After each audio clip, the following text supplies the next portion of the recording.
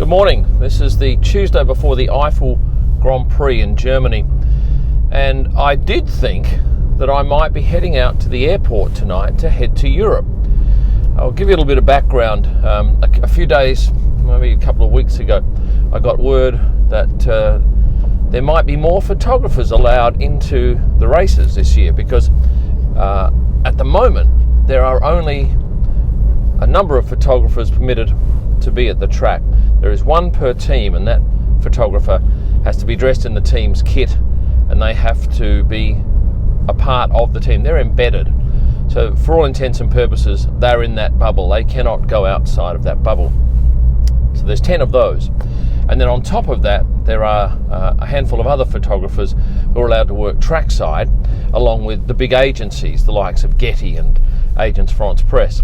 So really, normally at a race there'd be something like 120 odd photographers there, comprising permanent accredited photographers, of which I'm one. And then there are also the local photographers and the ones that just do race by race. So in other words, they don't automatically get permission to attend. So normally, as I said, 120 photographers. Now it's probably back to about just a little over 20. So on Thursday of last week, maybe Friday, I got this note from the FIA saying we're opening up the races for Germany, Turkey, Italy, and the other one in Portugal.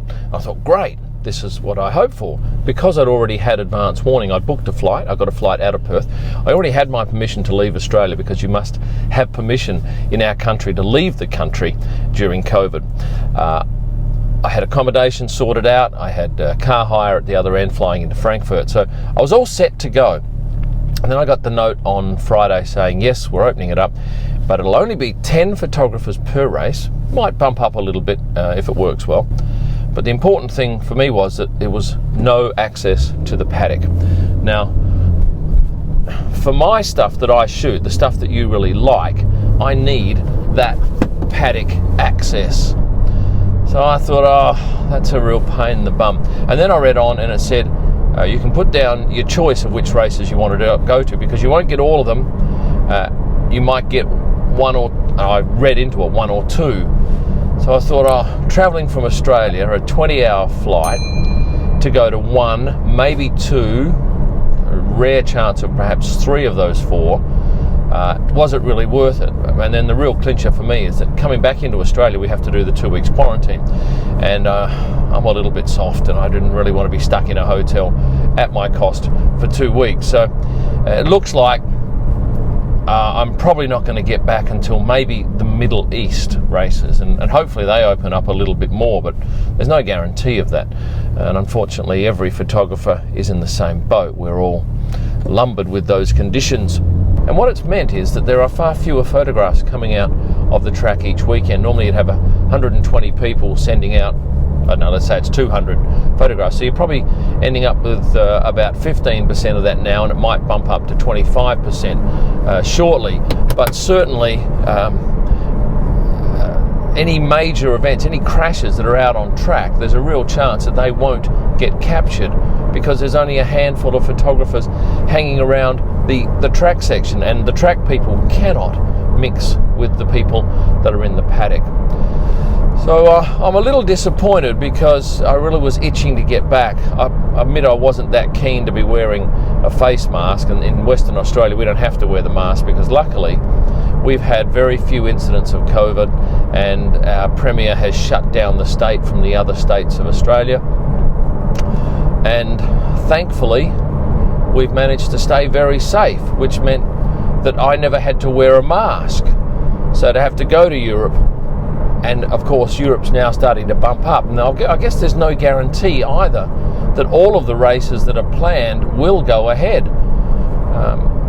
despite F1's best efforts, and they have been Herculean and great work, and hats off to them for getting to a stage where they've got these races at least planned.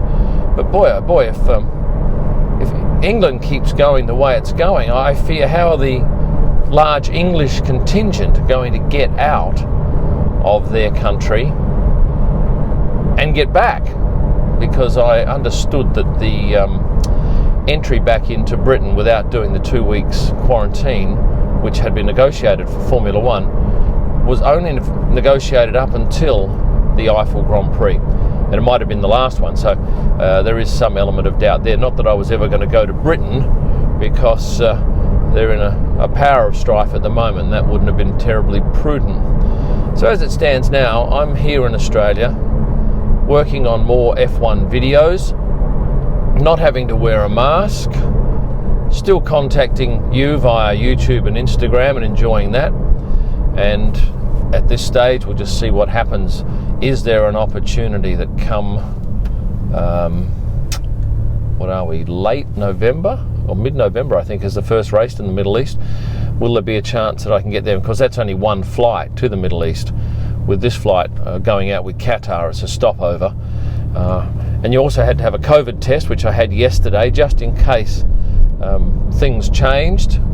And I'd seen these on television. I'd seen Will Buxton and a couple of other drivers post their tests. It wasn't painful. It was just a little bit ticklish, if anything, I must admit. That's my situation. Thank you for listening, and I do hope that at some point I get to send some pictures back this year. Otherwise, we're resigned to having the whole year off Formula One and returning in 2021, hopefully. Ciao.